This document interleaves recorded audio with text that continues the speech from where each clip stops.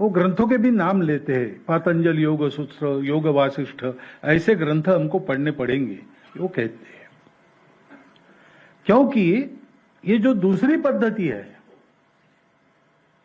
कि इंद्रियातीत होकर भाव जगत में सृष्टि के सृष्टा भाव के साथ तन्मय होना और उसके आधार पर सब देखना,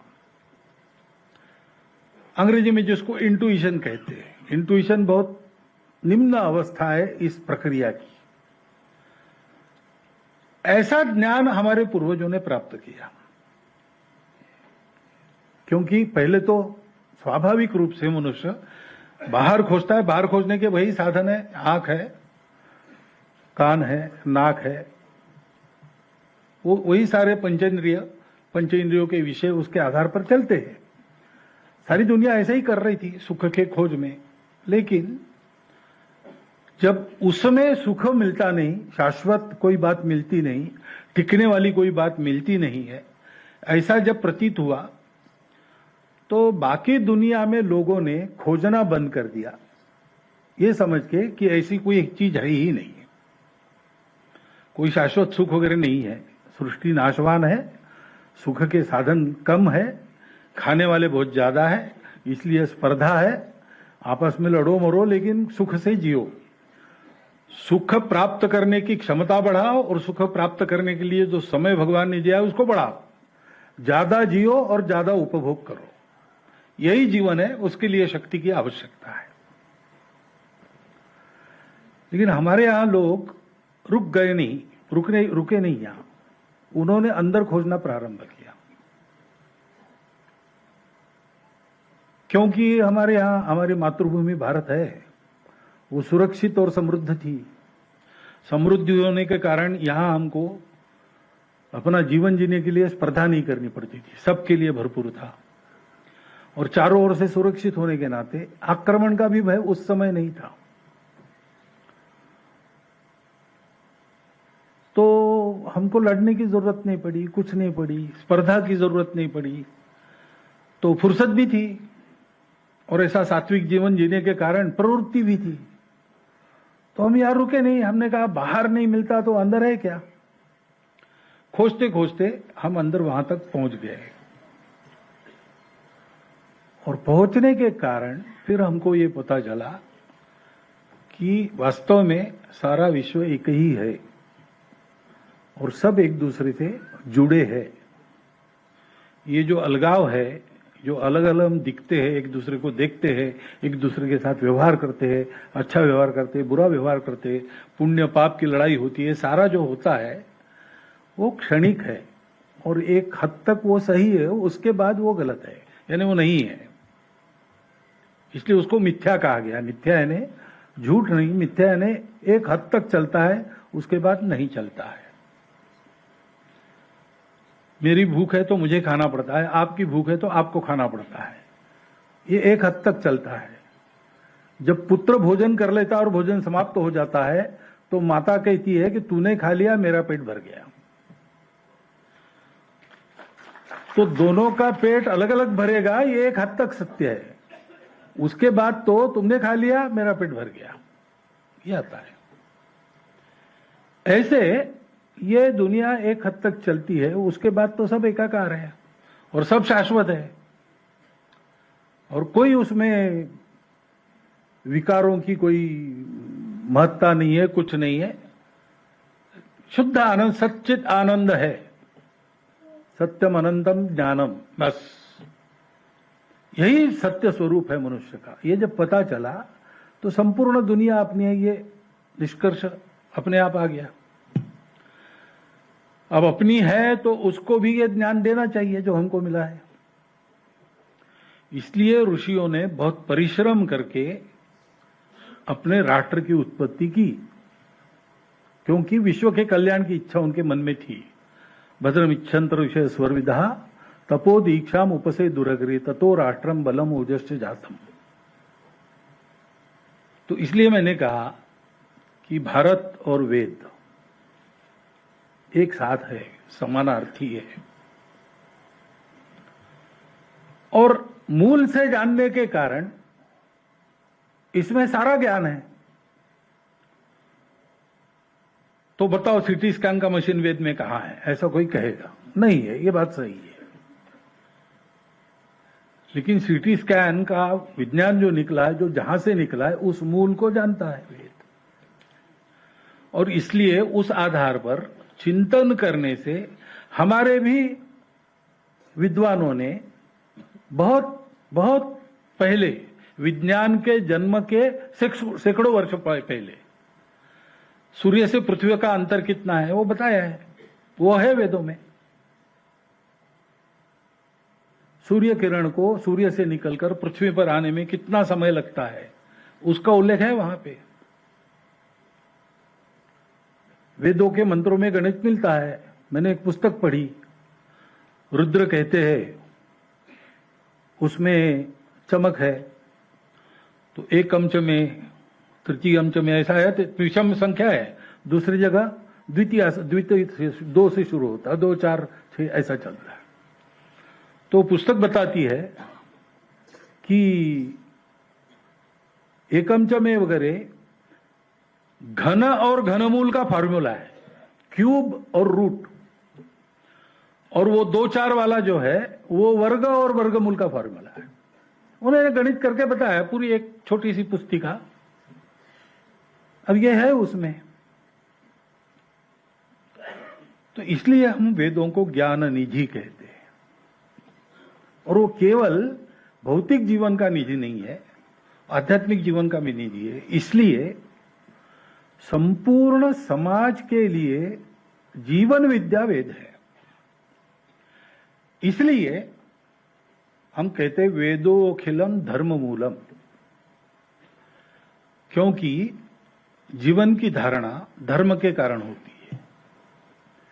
एक मनुष्य जीता है, उसको स्वस्थ रहना है, उद्यान चाहिए। शरीर, मन, बुद्धि, आत्मा के साथ रहे तब आदमी जीवंत रहता है। ये बिगड़ गया संतुलन, संबंध, तो विक्षिप्त हो जाता है, समाप्त हो गया तो मर जाता है।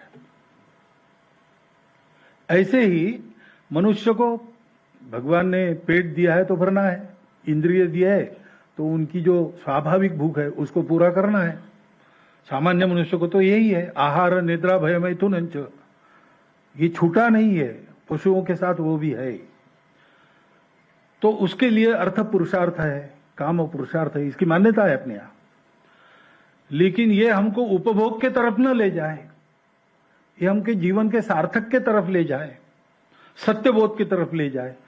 इसलिए जो अनुशासन चाहिए, इनमें जो संतुलन रखना चाहिए, धर्म उसको देता है और मोक्ष की तरफ ले जाता है।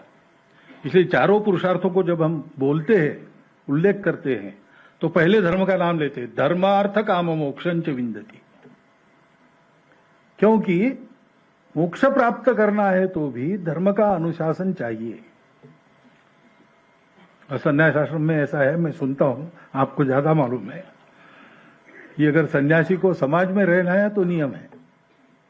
हिमालय में जाकर साधना करनी है, वनों में एकांत में साधना करनी है, तो सन्यासी सब धर्मों के ऊपर है।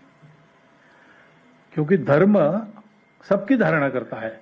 अकेले के अगर एक व्यक्ति होता तो उसको आवश्यकता नहीं थी, क्योंकि किसी के साथ उसको नहीं रहना है। जब साथ रहना है तो मनुष्य को समूह के साथ रहना ही है, परिवार में रहना ही है। मानव समूह को सृष्टि में रहना है, सृष्टि के साथ रहना है। और मानव समूह और सृष्टि तीनों को ये विश्वरूप जो भगवान है उसी के सानिध्य में रहना है। और साथ रहना है तो धर्म चाहिए। ये धर्म ऐसे सबको जोड़ता है, जोड़े रखता है, ऊपर उठाता है, उन्नत करता है और श्रेय की ओर ले जाता है, प्रेय में से श्रेय की ओर ले जाता है। इसलिए धर्म सारे जीवन का आधार है। उसके अनेक अर्थ भी है। इसलिए फिर जीवन ठीक रहने के लिए जो कर्तव्य करने पड़ते हैं उसको भी धर्म कहा है। राजा धर्म है, पुत्र धर्म है। जीवन ठीक चलने के लिए साथ में रहना है तो एक दूसरे के स्वभाव का परिचय होना चाहिए। और जिसका जो स्वभाव है उसके आधार पर उससे व्यवहार करते हुए उसको ठीक रखते बनना चाहिए। इसलिए स्वभाव को भी धर्म कहा गया है। पानी का धर्म है बहना, अग्नि का धर्म है जलाना।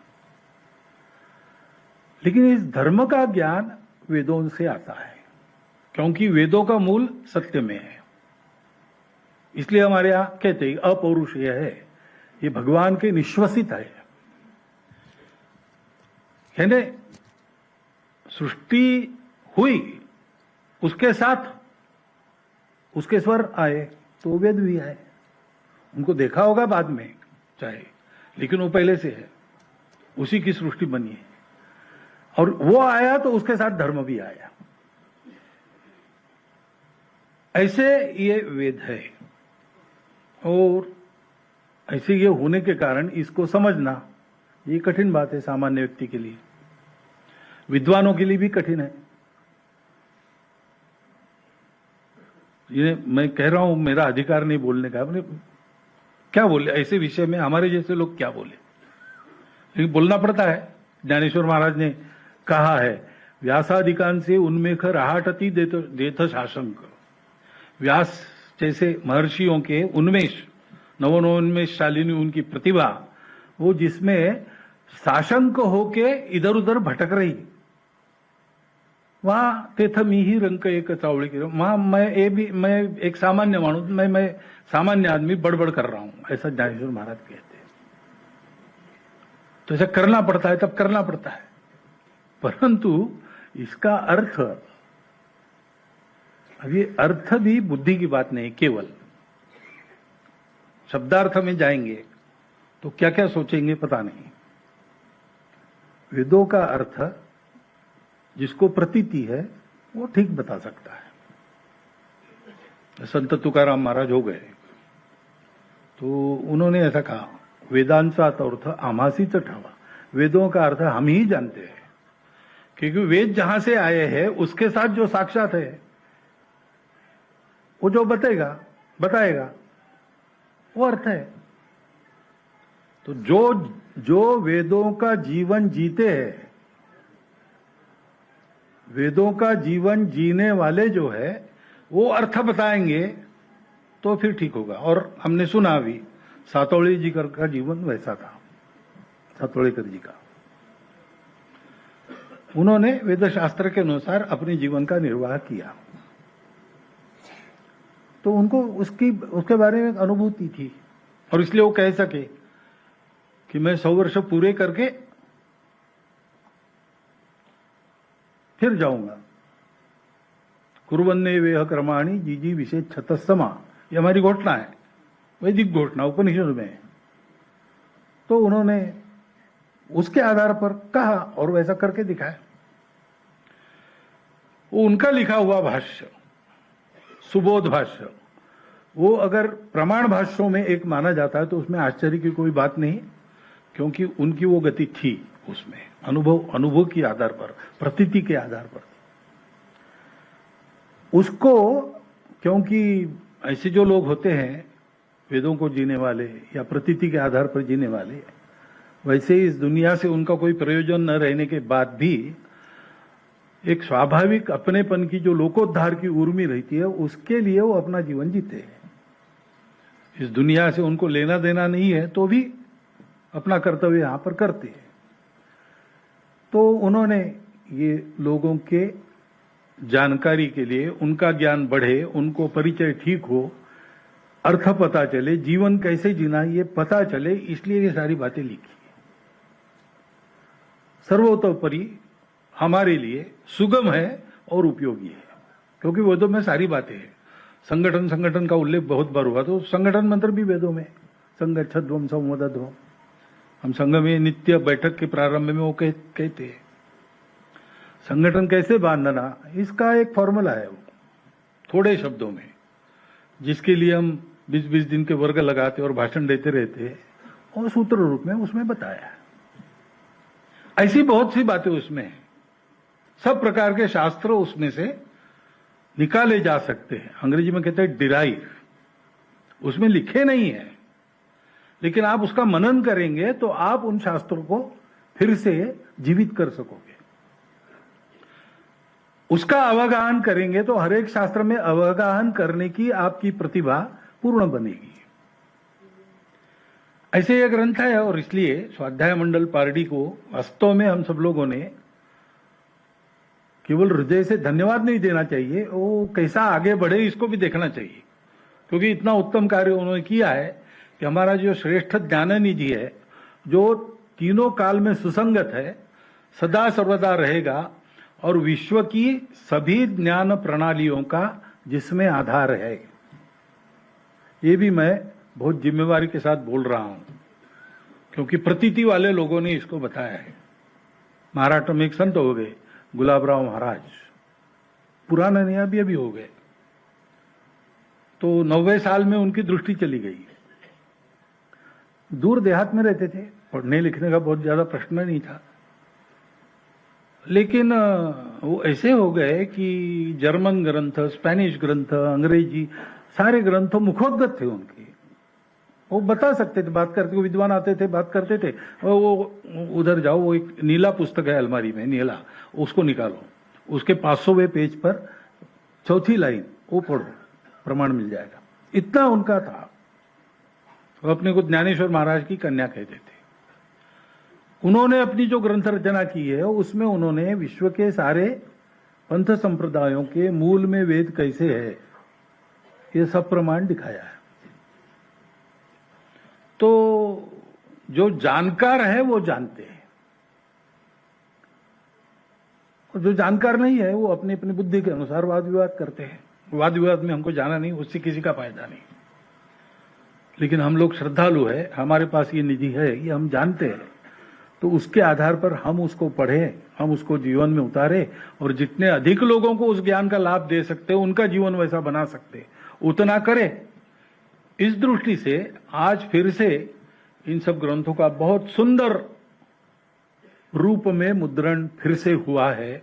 ये हम सब लोगों के लिए एक अत्यंत बड़ी बात है।